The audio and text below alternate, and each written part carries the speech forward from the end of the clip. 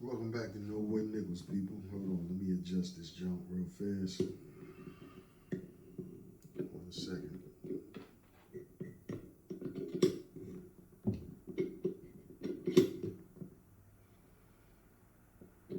All right.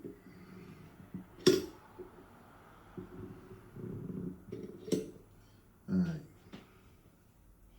My content's for educational purposes only. Can't stress enough for you guys to do your own research. Appraise my content, throw any errors you find in the comments.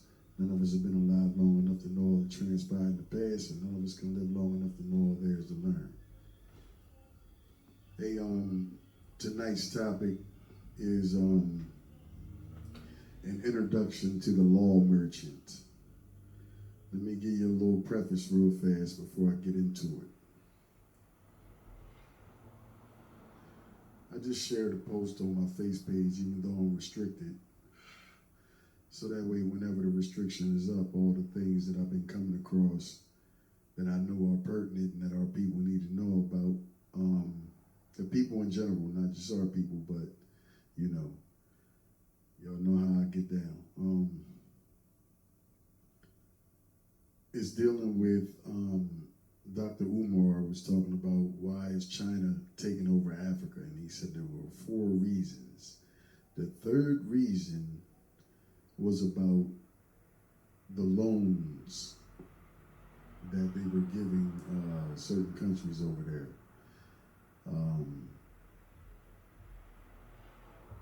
Certain states or whatever the case. And he specified that they were not grants, they were loans. And you know, to paraphrase it, he said, why is China giving, you know, whatever state over there he named more money than they know what to do with? You see what I'm saying? And what I'm about to read to y'all tonight will give you an in-depth overview of why they do that. And he also mentioned in the post that they're doing the same thing that the white man did, you know.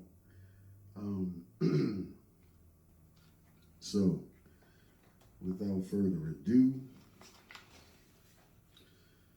let me get into it. All right, it says, okay, the introduction goes as follows. It says, not only does the Bible address liberty and the importance of avoiding slavery in all its aspects, but America's early statesmen advised and warned the American people to remain free, proclaim liberty throughout the land, and not to become servants or slaves of others. You might think it would be relatively easy to remain free.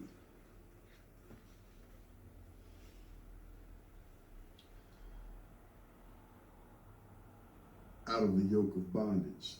If you are unaware of the various cunning and deceptive methods used by certain associations or merchants of the earth, it may surprise you how sophisticated is the process of deception.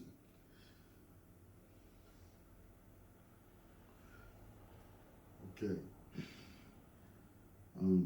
While the Bible served as the foundation of the common law of the American people initially, today the rules and customs of merchants, known as the law merchant, reign supreme. This writing will look at some of the history and the practices of the global merchants. How can foreigners use the principles of the law merchant to create statutes, regulations, and codes, thereby becoming the major source of law and justice? The reason many believe that America has a real problem with its current form of law and the manner in which courts operate is because the law merchant is designed for purposes of revenue and control, creating various degrees of chaos. If it is not for purposes of harmony, peace, honor, and moral qualities. No, it is not for purposes of harmony, peace, honor, and moral qualities.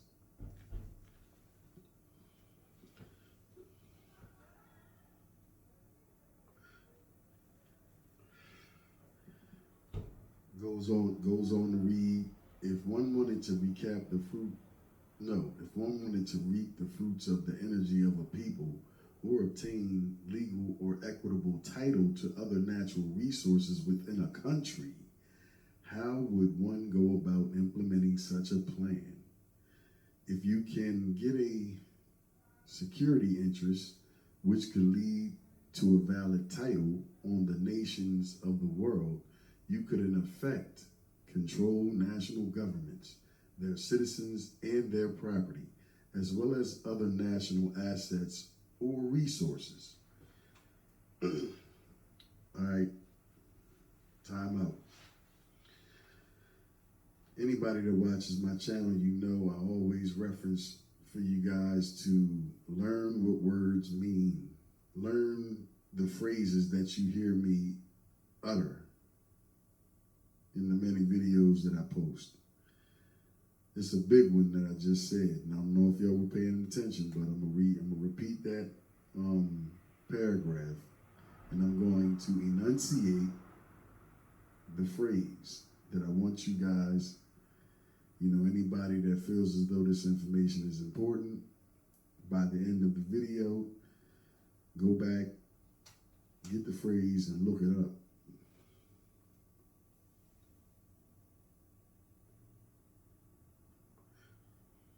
Okay. It says, if one wanted to reap the fruits of the energy of a people or obtain legal or equitable title, that's one phrase, equitable title, to other natural resources within a country, how would one go about implementing such a plan?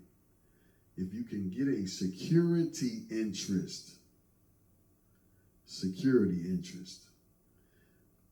which could lead to a valid title on the nations of the world, you could in effect control national governments, their citizens, and their property, as well as other national assets and resources. Now, before I continue reading, I want to draw everybody's attention to what you see on the news. And you always ask the question, well, why the fuck are they giving all these other foreign lands money when we got people homeless and starving right here? Okay, anybody that is wondering what that answer is they pretty much got this under control for the most part. Although we are waking up and we are taking our freedom back, they pretty much have it lock, stock, and barrel. All you got to do is refer to my previous videos and you'll understand why. And otherwise, if you know, you know. Now,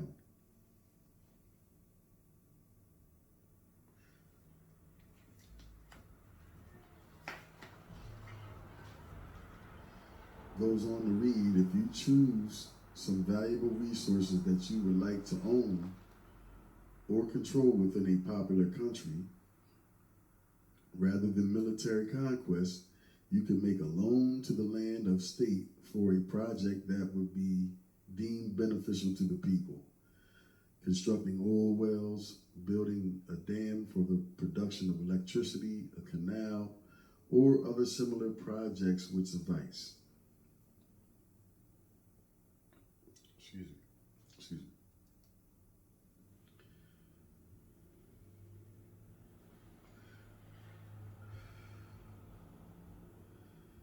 This is not to say that getting a nation involved in a war is still the biggest debt create. Hold on. This is not to say that getting a nation involved in a war is still the biggest debt creator for which a country may seek the major financial lenders. The object is to get the president or appropriate public officials to agree to borrow money. Of course, the state officials who assist in getting a loan accomplished will be the recipients of financial rewards. An important element in the plan in assuring the country will be unable to repay the loan. Whatever resources within, okay, hold on. I was about to walk right past that. Okay, it says the object is to get the president or appropriate public officials to agree to borrow money.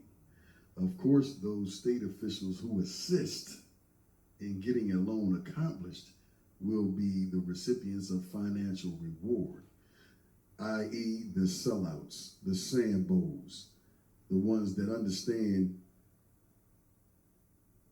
quite literally what the loan is being offered to accomplish. They then get in the public official's ear who has the responsibility or the authority to accept said loan. The Sambo's job is to make it appealing to him, to manipulate his mind into agreeing to accept said loan. Okay. That is an important element in the plan. No, an important, the state officials who assist in getting the loan accomplished will be the recipients of financial reward. An important element in the plan is assuring the company will be unable to repay the loan. Whatever resources within the country are used as collateral or surety for the original loan would then be under the control of the creditor. See,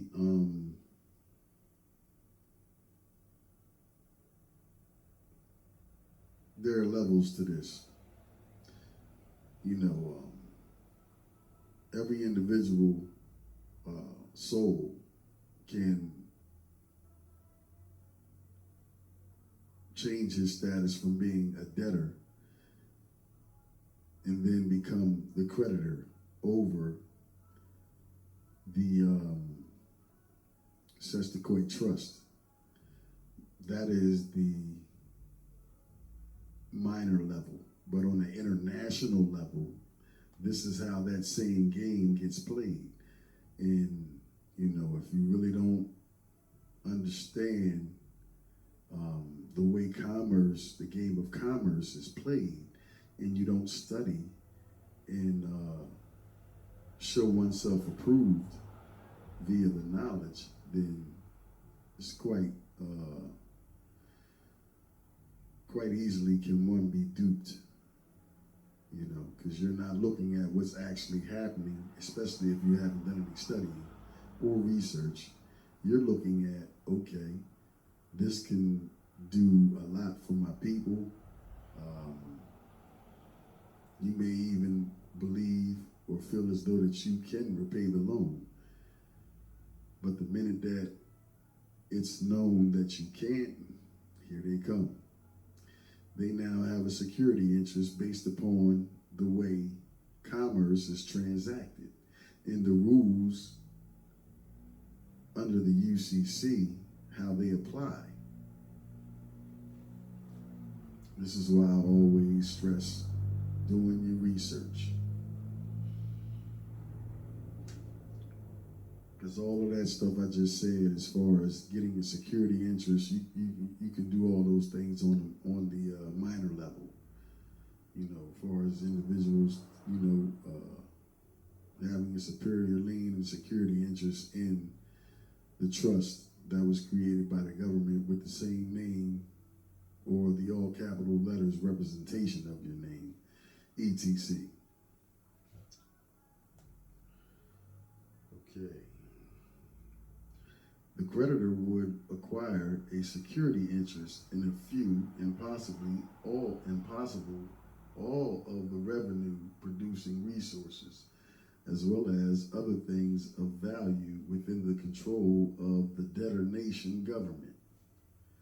Other elements that need to be considered in this plan are that the country would need to be organized as a nation with a national government which is deemed to be the sovereign head. This would be beneficial since a national government has authority over all the persons and property within the nation.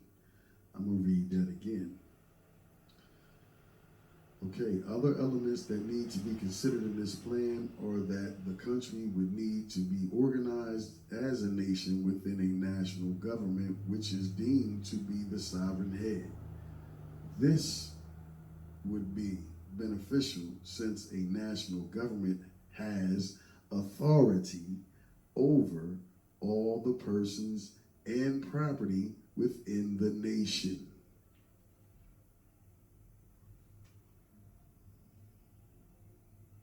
This is why they really not, don't get me wrong, they focused, but this is one of the reasons why they're not too worried about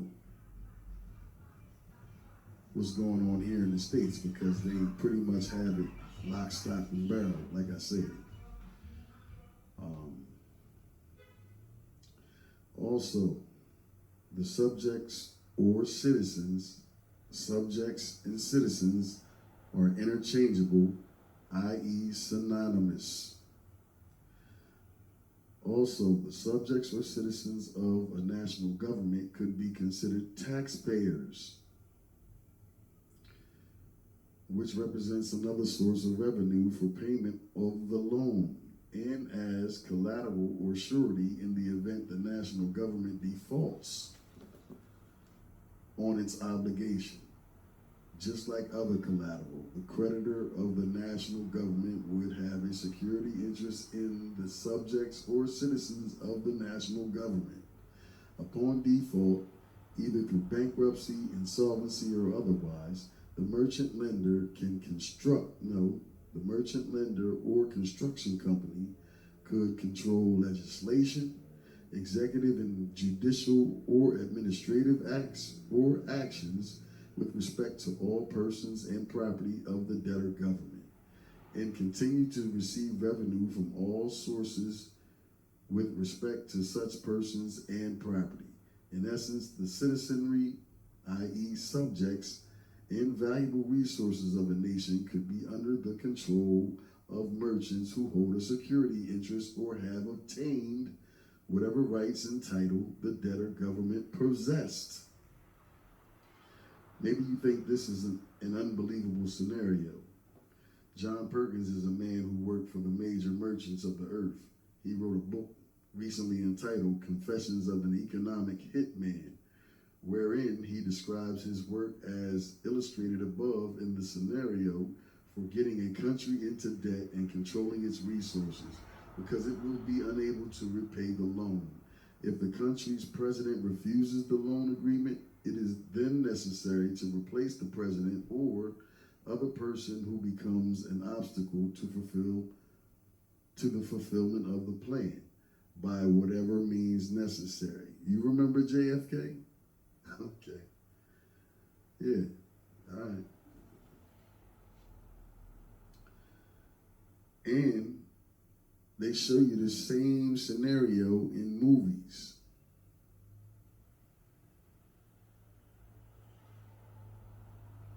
Sicario. There's a lot of movies that show that depict that type of thing, where it shows that the government has its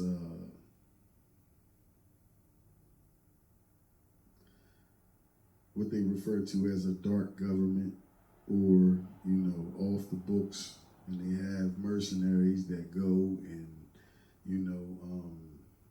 covertly create circumstances that lead to the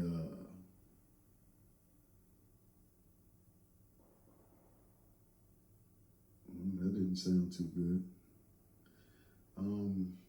That lead to the creation of the circumstances that make the objective ideal.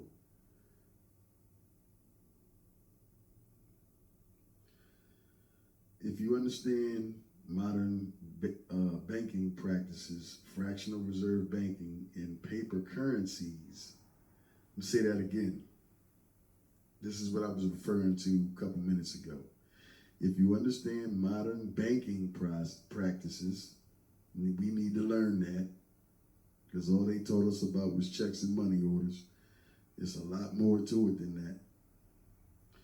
Fractional reserve banking and paper currencies, because there is more paper currencies than just FRNs, floating rate notes or Federal Reserve notes, same thing. That's just one species of currency. If you understand modern banking practices, fractional reserve banking, and paper currencies, you realize the creditor banking merchants may not have actually used their money in making a loan to the head of state of some nation, depositing and marketing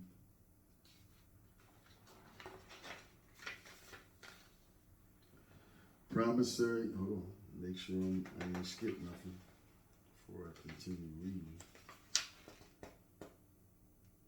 Depositing and marketing the promissory note or other evidence of indebtedness would make that commercial instrument the source of the funding of the loan. That is to say, it is possible a paper that appears to be evidence of indebtedness is also at the same time an asset to create funds in the international markets. Okay? That is also an example of how once you've put in you filed properly filled, yeah, you hear them sirens now? Yeah, them 3 shots must have hit something. Check on your folks on the west side, up on the hill.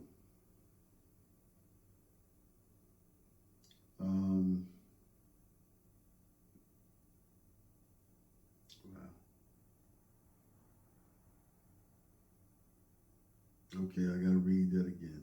It says, that is to say, it is possible a paper that appears to be evidence of indebtedness is also, at the same time, an asset to create funds in the international markets.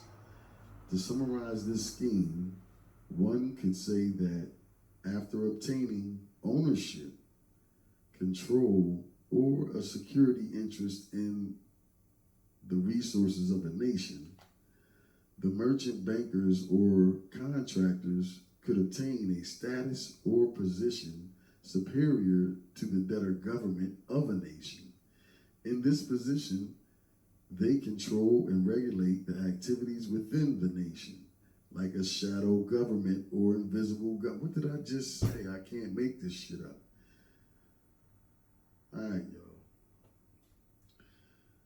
Providing written legislation for the existing legislative bodies to adopt or enact on their behalf. This legislation would be based upon the Lex Mercatoria, or law merchant. One might say the great merchants are developing Babylon-like cities and nations around the globe. This is how they're executing their plans of a one world government. You know, it's a new game. You know, under commercial law, and this is how they're doing it. So the next section, section 2, is defining Lex Mercatoria and law merchant. Let me see if I can fix this microphone so I can read this without tilting my neck and making sure y'all can hear me at the same time. All right, let's see. All right, that's a little better. All right. Law merchant is often described as the body of rules applied to commercial transactions derived from the practices of international merchants and traders. However, the scenario depicted above and other historical writings show that the customs or rules of the merchants is likely to be integrated into the general law or jurisprudence of the debtor nation, or as the result of their influence, financial or otherwise. Law merchant, a system of customs acknowledged and taken notice of by all commercial nations, and those customs constitute a part of the general law of the land, and being a part of that law, their existence cannot be proved by witnesses, but the judges are bound to take notice of them ex officio. That comes from the Bouver's Dictionary of Law, 1856. Definition of law merchant, a body of rules for regulating the relations of merchants engaged in international trade. It was founded upon the customs of merchants, which were sometimes embodied in written rules such as the laws of Oleron, either Oleron or Oleron, not positive on how it's pronounced properly. Oleron. A code of maritime law published in the 12th century. See, this shit go back. It got history. That's why I tell y'all, you got to go back in history to learn how we were put into the situation that we're in, and by such methods or such methodology, that is, in my opinion, the only way one will know how to extract oneself.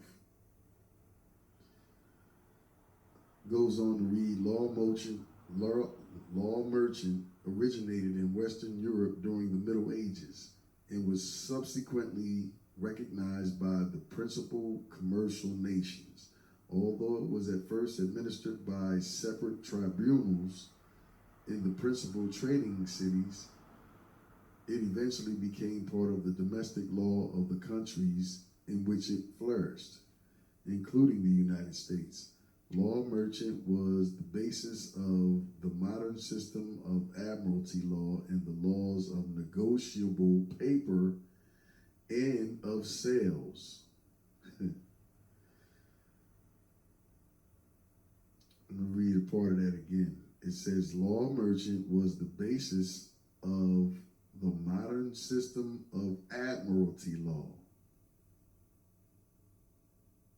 Law to sea. This is why they, in the legal dictionary, a person is also a vessel amongst a few other things. And the laws of negotiable paper and of sales. Negotiable paper is now declared negotiable instruments. It's in that UCC book, the Uniform Commercial Code. Highly advise y'all to grab you one and start studying if you really want to understand this commercial system and the monetary system, and how to use it for your, benefit and advantage, as opposed to, getting played from birth to death. All right, that passage was from the American People's Encyclopedia, Grolier Incorporated, 1968, volume 2, page 296. The law merchant went from being principles and rules applied to international merchants and traders to being incorporated into the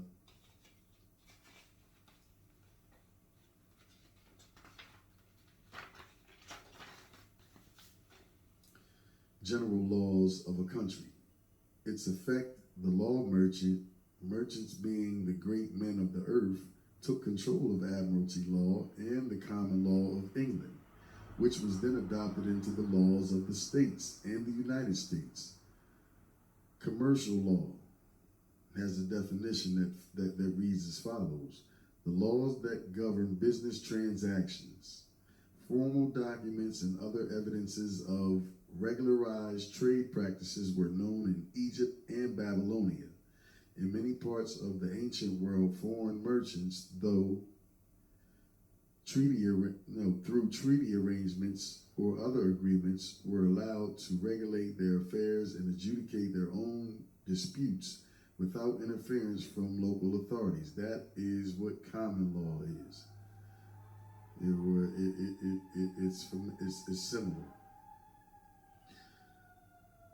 They tended to settle in special sections of commercial cities where they might follow their own regulations, laws, and customs. Roman law incorporated features of the already developed commercial law, which, however, was no longer handled separately in special courts, but was treated simply as a part of the whole legal system. Okay. Well, that might not be a definition, but anyway, I'm going to continue reading. The barbarian invasions of Europe caused such social disruption that it was not until late in the Middle Ages that long-range commerce again became possible in Europe, and merchants were once more able to determine the rules and regulations under which they could safely operate. In the cities of North Italy and South France, the merchant class frequently dominated the state and could enact the needed rules as legislation. In other parts of Europe, associations of merchants bought protection from powerful lords and kings, i.e., the state, who granted them safe conduct and permitted them to conduct fairs and to establish regulations and methods of enforcing. Okay, it says see Hanseatic League. Okay, the Hanseatic League, Hanseatic League. Both classes of merchants established special courts where summary judgment was granted. Summary judgment. See, it's giving y'all a lot of game, and I know because I was once, unaware of all of these terms myself, and what I found out through research and study is that if you don't know what something means, you don't want to proceed. You definitely don't want to try to implement something or make a move in commerce if you have gotten to the point where you're prepared to act and you have not fully, researched the documentation that was made available to you. Because one word can throw off a whole situation. So just be mindful.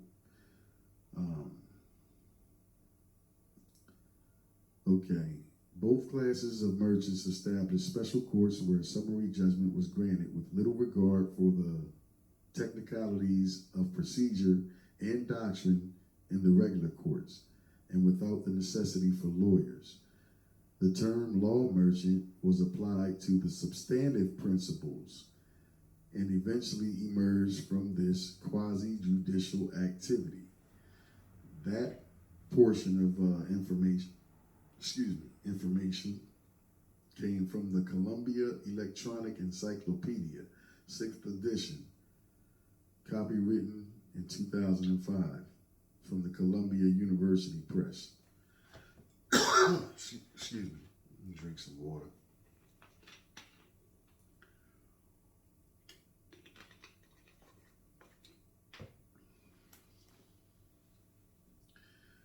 Okay, goes on to read, law merchant, consisting of certain principles of equity. Equity is a thing, you need to look it up. And usages of trade which general convenience and a common sense of justice have established to regulate the dealings of merchants and mariners in all the commercial countries of the civilized world. The basis of jurisprudence regulating bills of exchange and promissory notes particularly the negotiability of such instruments and the rights and liabilities of persons becoming parties to the instrument. I gotta read that again.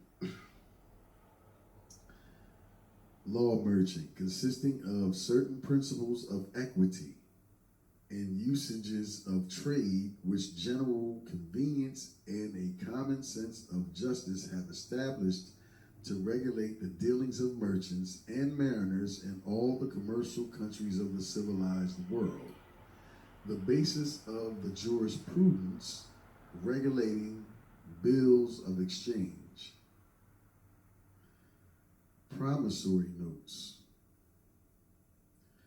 particularly the negotiability of such instruments and the rights and liabilities of persons becoming parties to the instrument.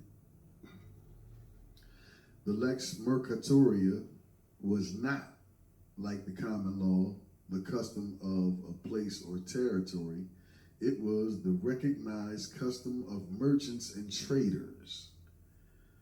The merchant class and the controversies of its members arising out of commercial transactions were not subject to the common law. During the 16th century, the Admiralty Court declared the principles of the law merchant. Later, it says during the 16th century, the Admiralty Court declared the principles of the law merchant.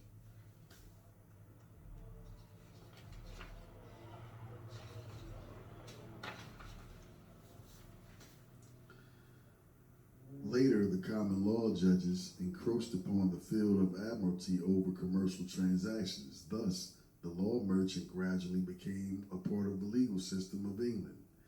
That's in the Ballantyne's Law Dictionary, 3rd edition, 1969. Goes on to read, first, it should be said that the rules of commercial law or law merchants are not the problem. It is the deceptions and illusions, the trickery that cause enormous problems and disharmony wherever the great merchants apply their trade. In the foregoing, we find that principles of the law merchant go back to Babylon. The major merchants desired to be exempt from the laws of a country or place wherein they might conduct business. It sounds so familiar. They sought to have their rules and remedies handled in a special court. The procedure of these special courts would later become integrated into the regular courts, making the regular courts irregular. The irregular judicial courts might be given a new name, but most people would be unaware of the change. Yeah, because we don't understand and we're not privy to the information that I've read thus far, the bulk of us.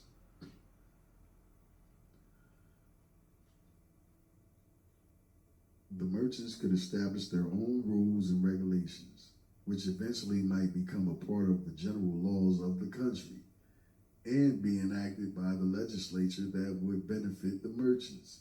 The merchants might make payments to political officials in exchange for the passage of legislation and for protection of their trade or other benefits. Gotta repeat that.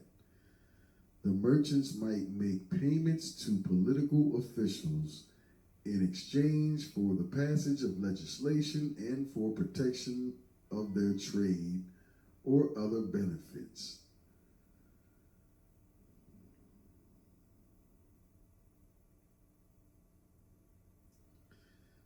This is why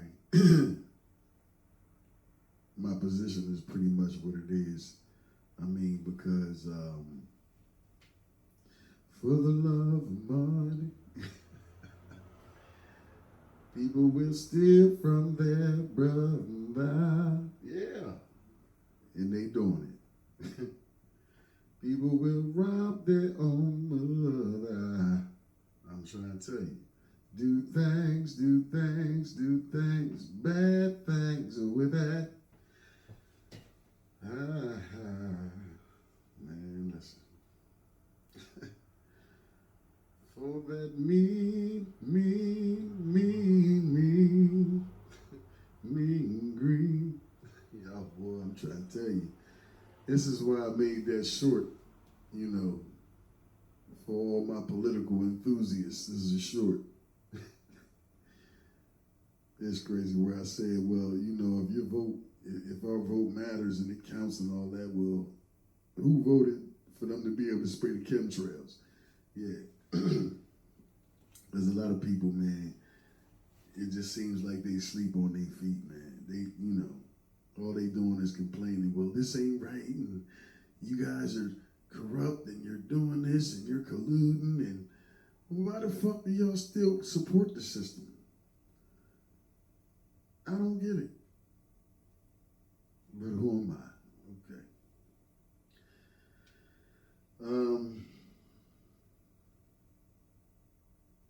While we have seen it reported that the law merchant, rather than be separate and special, become a part of the legal system, it may also be appropriate to say today that the law merchant became the legal system. I digress. I'm going to read it again for you, though. Oh, my goodness. While we have seen it reported that the law merchant, rather than be separate and special, became a part of the legal system, it may also be appropriate to say today that the law merchant became the legal system. Affirmative. We shall later see the deceptions involved in banking and lending and obtaining security or beneficial interest in assets through the illusion of being a creditor. In the following quote, the author gives the term lex mercatoria a broader definition than merchant law. Okay. Says the lex mercatoria would seem to be in part based on Roman law, in part maritime custom, in part the law of the medieval European fairs, and to a great extent upon the last, the medieval European fairs rather, not affairs, but fairs. Here we have, here we have coupled together Roman law, the state is God, maritime law, international law of war and commerce, and merchant law, which is the present day law of national and international banking. The law of negotiable instruments, with a few exceptions, is founded entirely upon the customs of merchants, known today as the Uniform Commercial Code. Okay, that portion of information came from a student's course on legal history by Helen West Bradley of the Suffolk Bar, Boston, 1929, History of the Law Merchant, and then in kick brackets it says certain clarifications by a commenter retained in brackets.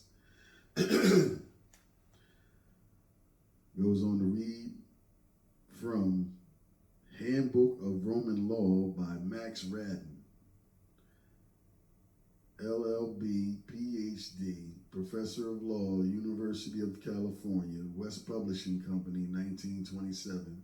We find the three categories listed under law merchant are 1, negotiable instruments, 2, bankruptcy, 3, insurance.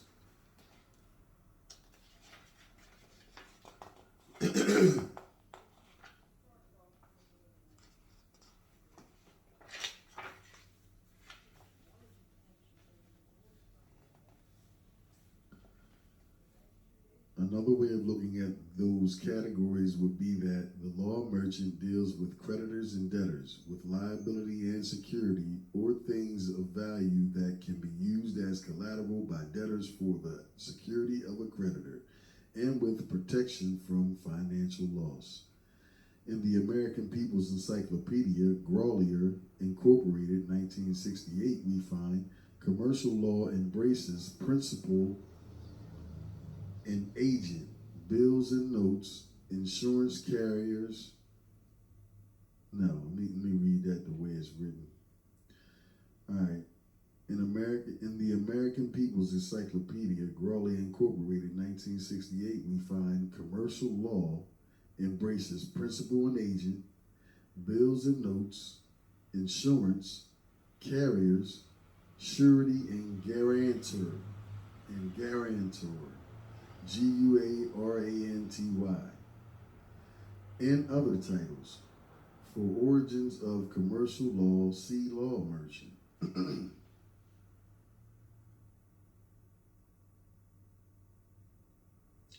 Okay, I think I'm gonna read this last part and then I'm gonna cut it short. We at 46 minutes, so I don't want to drag it out too long. But I'm pretty sure by now, anybody that has any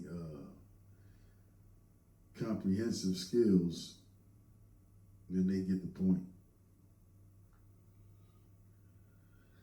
Next, section 3 is labeled law merchant, commercial law, substantive law, maritime law, admiralty law, administrative law, and positive law.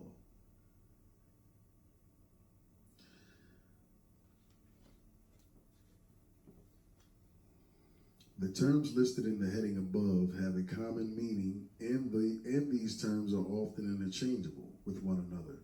These terms are generally associated with an unnatural order of things. The treatise, or the treatise, whichever way you want to pronounce it, the natural order of things explains the natural order begins with God, or creator, who created men, who form a state for their benefit, followed by a constitution to establish and limit the activities of a government. In the unnatural order, the government claims to be the state and is deemed to be the supreme entity with sovereign powers. Now that should sound familiar to anybody watching this, because that's what they're doing. We saw in an earlier quote a reference to Roman law as meaning the state is God. There cannot be two gods. Therefore, all references to God must be removed from the public. You notice how they taken the usage of the word God out of everything now? Pay attention.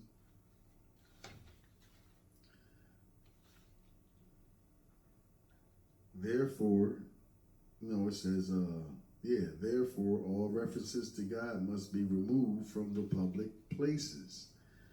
It is in the environment this is the environment desired by the great merchants, a national, sovereign, political, central government with citizen subjects, quasi-slaves. Citizen subjects are also quasi-slaves, owing fidelity and obedience to the national will. We ain't slaves no more. They been done away with that with the Emancipation Proclamation. You don't even know what those two words mean. And if you do, you wouldn't be talking like I was just making a mockery of those that do. All right.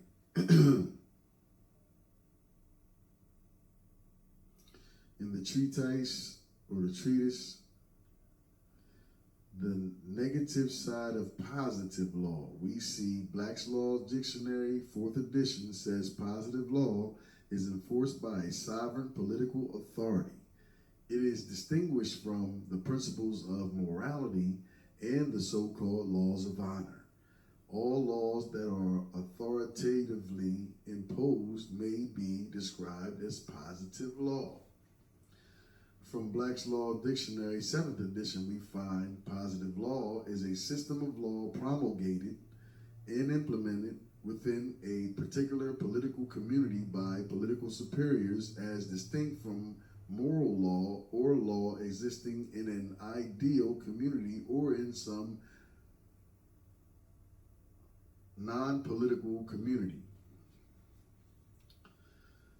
The terms political community and body politic and corporate are important terms in understanding the overall picture. I'll read that again for y'all.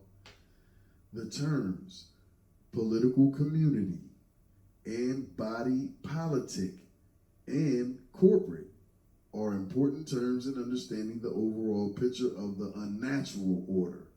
But that topic will not be fully explored in this treatise. Commercial law, a phrase used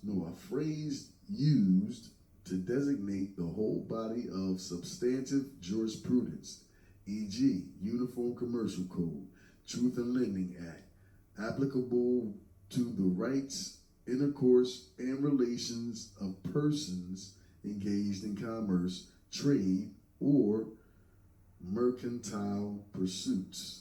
CUCC, Black's Law Dictionary, 6th edition. I gotta read that one more time. I don't want none of that to get past none of y'all. Commercial law, a phrase used to designate the whole body of substantive jurisprudence, e.g., Uniform Commercial Code, Truth in Lending Act, applicable to the rights, intercourse, and relations of persons engaged in commerce, trade, and or mercantile pursuits. CUCC, Black's Law Dictionary, 6th edition.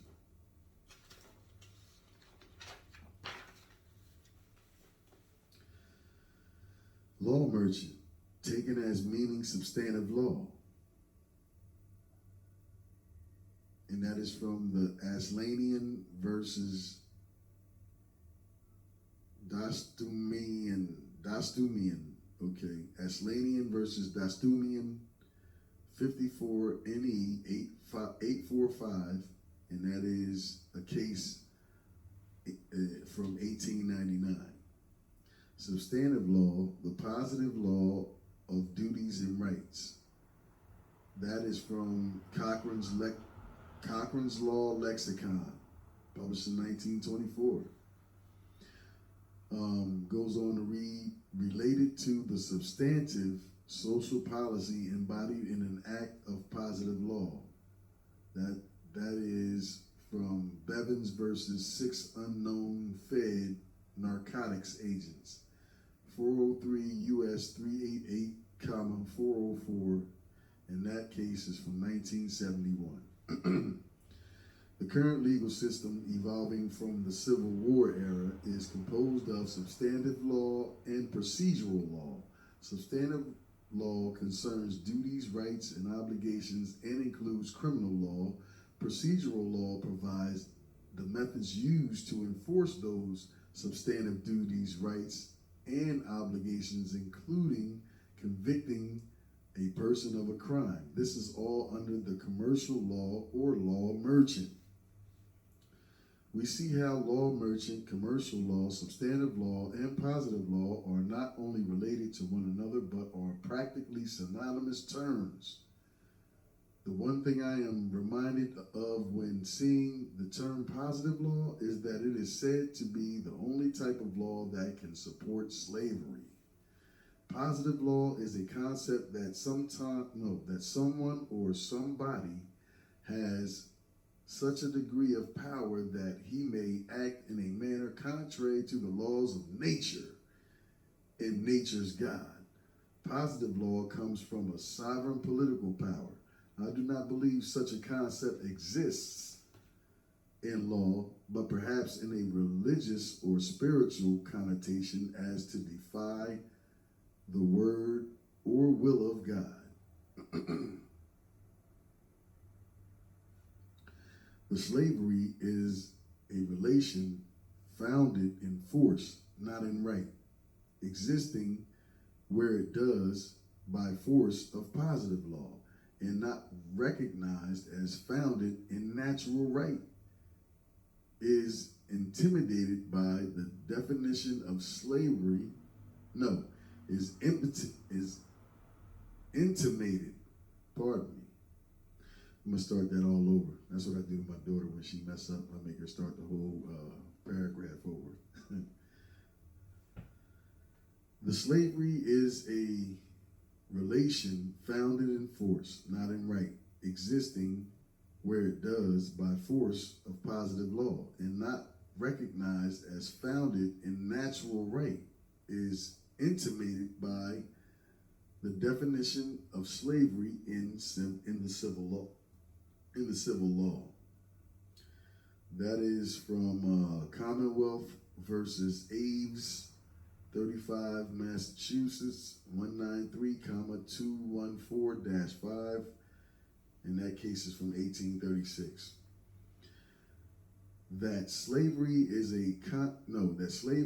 contrary to the principles of natural right, rather. That slavery is contrary to the principles of natural right and to the great law of love. That is, slavery is founded on injustice and fraud, and can be supported only by the provisions of positive law, or positions which it is not necessary here to prove. I gotta read this again, I already know, but I'm gonna finish first and I'm gonna read it again. The very idea of slavery implies that the slave is one who is in subjection to the will of another. C.H. J. Williams, Jackson versus Bullock, 12, CONN, 38, 40. And that case is from 1857. All right, it says that slavery is contrary to the principles of natural right and to the great law of love. That is, slavery is founded on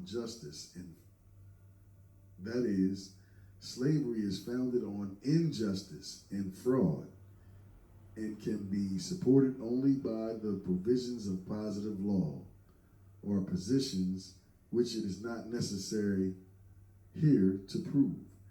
The very idea of slavery implies that the slave is one who is in subjection to the will of another. Earlier quotes said that substantive law is the positive law of rights and duties, and substantive law is commercial law. All crimes are commercial. All crimes are commercial, people. But that statement does not give you sufficient information to understand its relevancy. I was just thinking that. Because one would have to have a foundational understanding of commercial law to understand the significance of the statement that all crimes are commercial. The law merchant or commercial law deals much with creditors and debtors, but a major invention of the merchants was securities, or having security interests in things to which they do not possess nor own. Another important invention of the merchants was imprisonment for debtors, which is why a community or nation of subjects or quasi-slaves is important.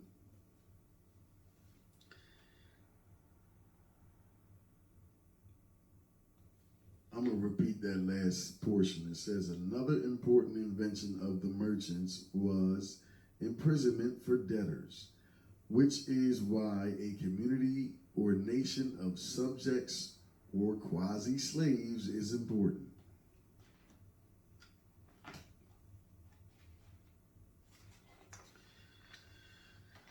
Okay.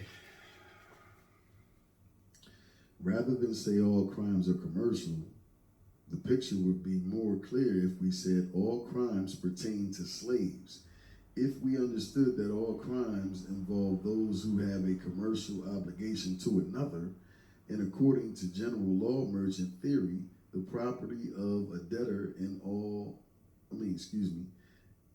and the body of a debtor is security for his debt, then you might see the slave relationship.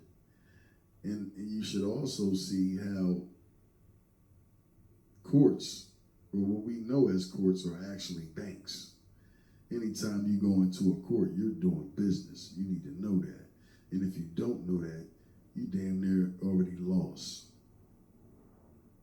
Because if you don't understand that, then you know nothing about honor and dishonor. You know nothing about when you retain a lawyer or ask for a public defender to represent you, then you are automatically classified as a ward of the court and incompetent. I don't give a fuck how much money you paid them. They got us fucked up, y'all. Real shit. I'm gonna wait to the end for my portion on all this. All right. Where was I at? Okay, you might see the slave relationship. Before you get into the concept that the body of a debtor is security for his debt, which is why prisons are overflowing, you need the potential debtor to be a slave with respect to the superior political authority, even though this same individual appears to be free with respect to all others and may even be unaware he has a slave relationship. I need to direct you to the treatise, A Society of Slaves and Freedmen, for a more comprehensive discussion on the topic. Slaves are commercial property or commercial persons. What I tell y'all, man, how long I've been trying to tell y'all that the all capital letters representation of your name is a corporate person. Ens legis, corporate fiction, straw man, straminius homo. It is not you. Okay, it's going to get deeper into that. Slaves are commercial property or commercial persons.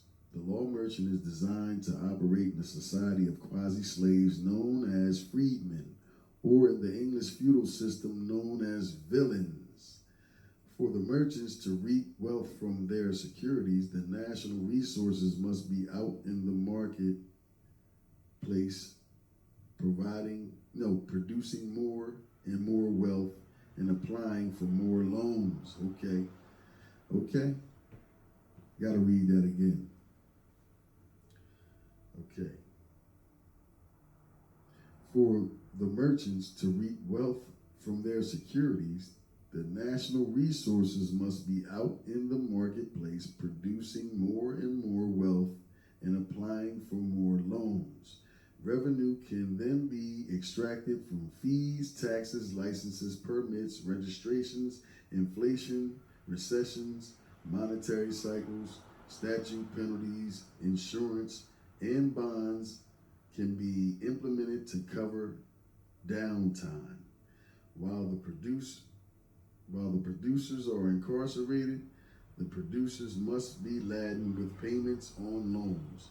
When no actual loans occurred in the merchant-controlled banking system, etc.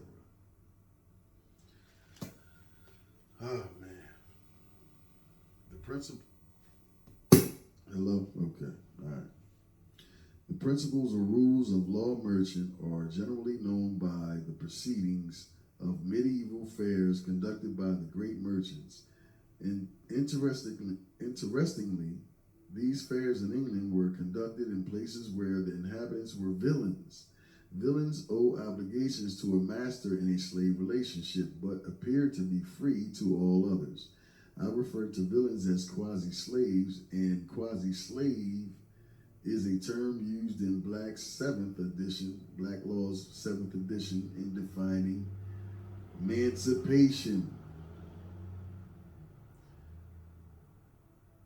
To free a slave is called manumission.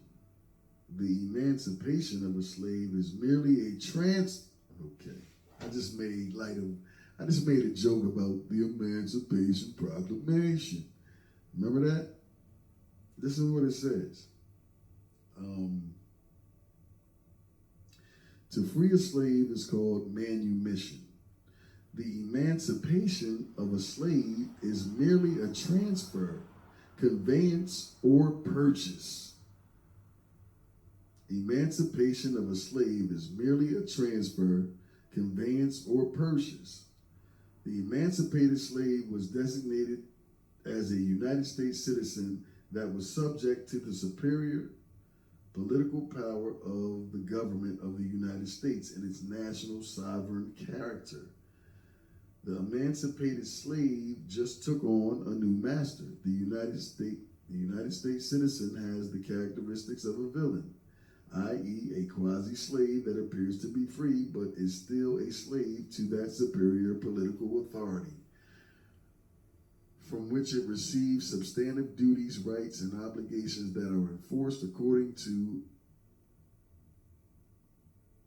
adjective or procedural law.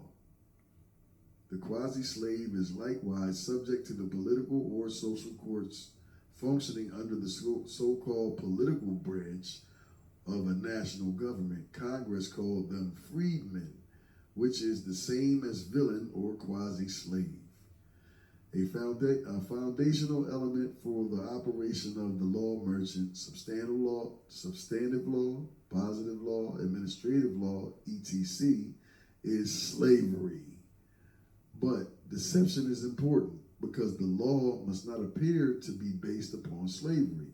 With that in mind, while the great merchants operate behind the scenes with their security interests and control over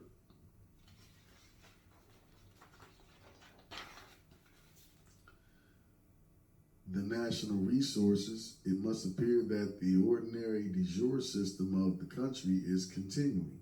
Even though changes are occurring, the government becomes trustees for the great merchants overseeing or administering the assets or affairs of the security holders. This is known as administrative law, operated in large part by a level of trustees known as administrative agencies. For some time, the sheer amount of law, the substantive rules that regulate private conduct and direct the operation of government made by the agencies has outnumbered the lawmaking engaged in by Congress through the judicial process. Rule is an agency statement designed to implement, interpret, or prescribe law or policy. When agencies are authorized to prescribe law through substantive rulemaking, I said that on History 101 Part 2. We got so many laws or rules.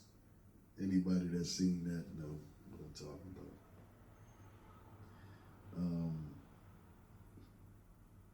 When agencies are authorized to prescribe law through substantive rulemaking, the administrator's regulation is not only due deference, but is accorded legislative effect. The administrator's regulation is not only due deference, but is accorded legislative effect. And great rights to impose, but is accorded legislative effect, and grant rights to and impose obligations on the public. In some, they have the force of law. See INS verse Chadha, CHADHA, 462 US, 919, 984. And that is a case in 1983. Also, there's another case that they reference from 1986. And that's Bowsher versus Sinar. Bowsher is spelled Bowsher, and Sinar is spelled Synar, 478 US 714,752. And again, that year for that case is 1986. The constitutional independence of the administrative tribunal presupposes that it will perform the function of completing unfinished law. The rise of administrative bodies probably has been the most significant legal trend of the last century, and perhaps more values today are affected by their decisions than by those of all the courts. Review of administrative decisions part. Administrative agencies have been called quasi-legislative, quasi-executive, or quasi-judicial as the occasion required in order to validate their functions within the separation of powers scheme of the Constitution. The mere retreat to the qualifying quasi is implicit with confession that all recognized classifications have broken down.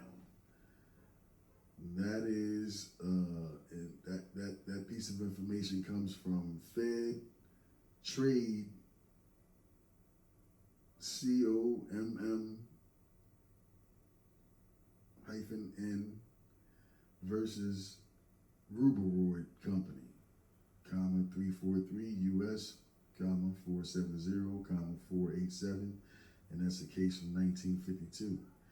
Do you get the impression that someone has taken control of regular de jure government and an outside force is at work placing people in positions as heads of administrative agencies that are creating legislation and regulations through substantive rulemaking, commercial law merchant, and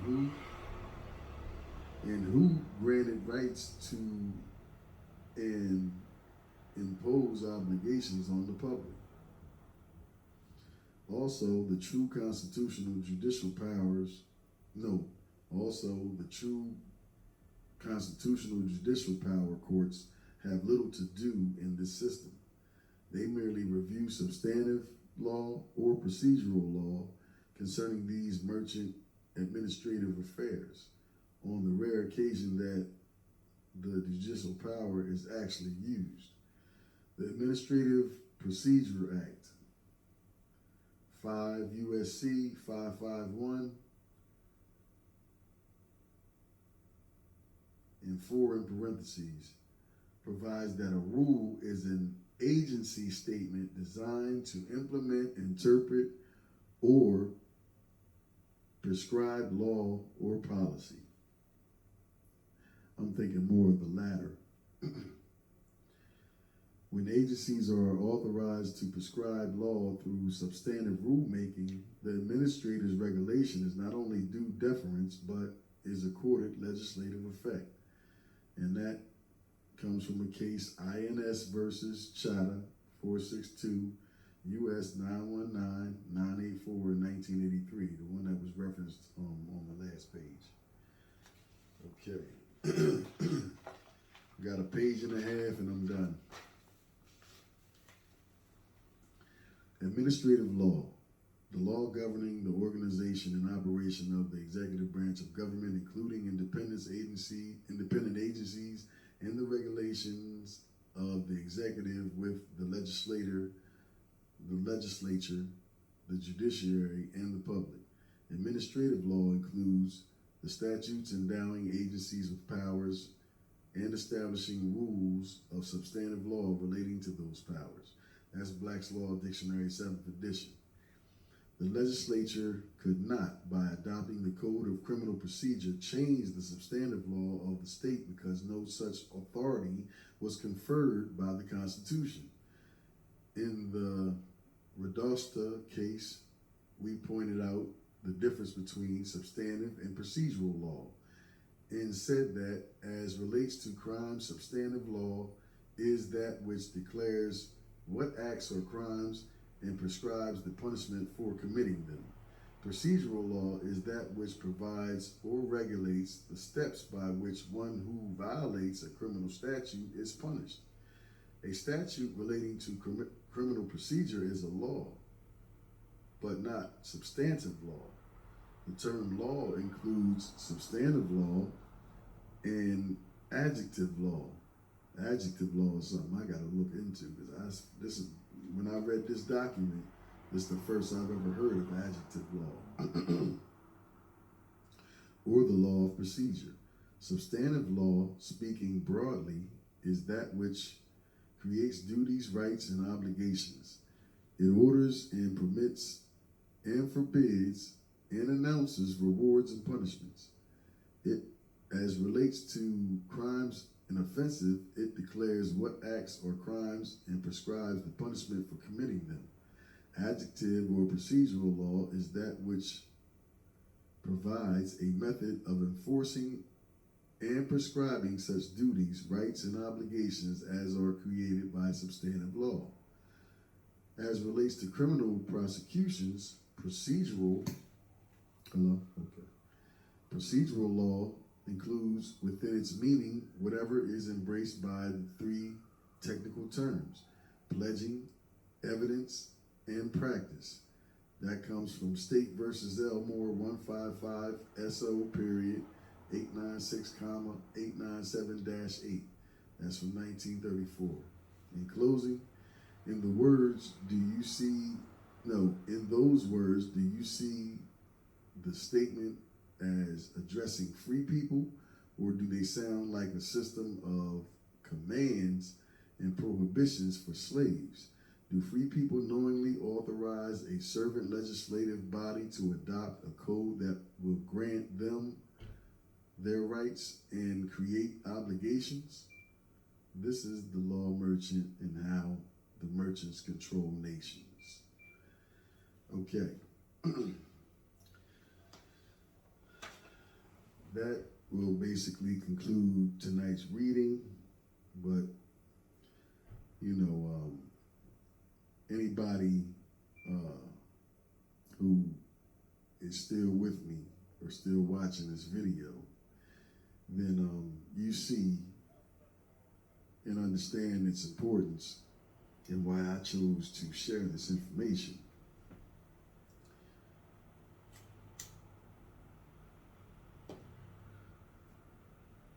It's safe to say, that is, if you was thinking that, the government being corrupt was a conspiracy theory, well, safe to say that there is no conspiracy theory. So, this is why I always say, man, we got to wake up. We have to see things as they are, not what you want them to be, not what you were told they were.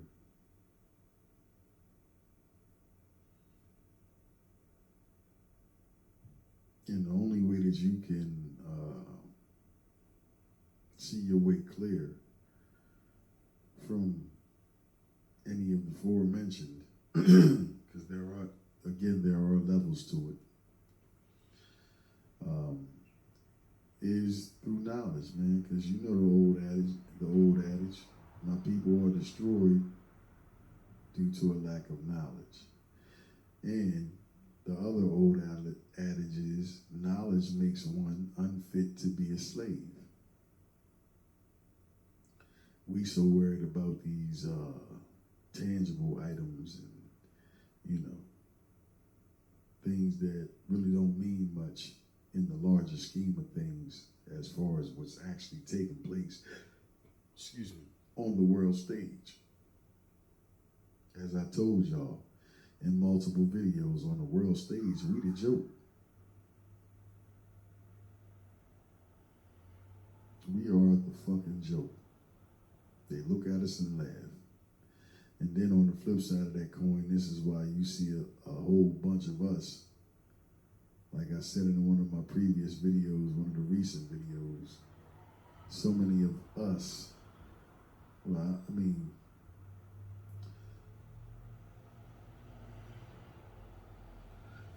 do anything to get up under the wing of them, then start looking down, at our brothers and sisters, as common folk. And just like I said in that other video the other night,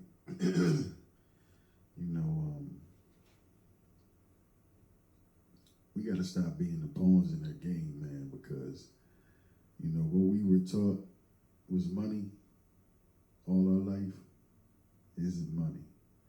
Money and currency have two separate definitions. There is a clear-cut distinction between the two. Please understand that Federal Reserve notes and floating rate notes, which are synonymous, are nothing but legal tender. They operate on the full faith and credit of the people.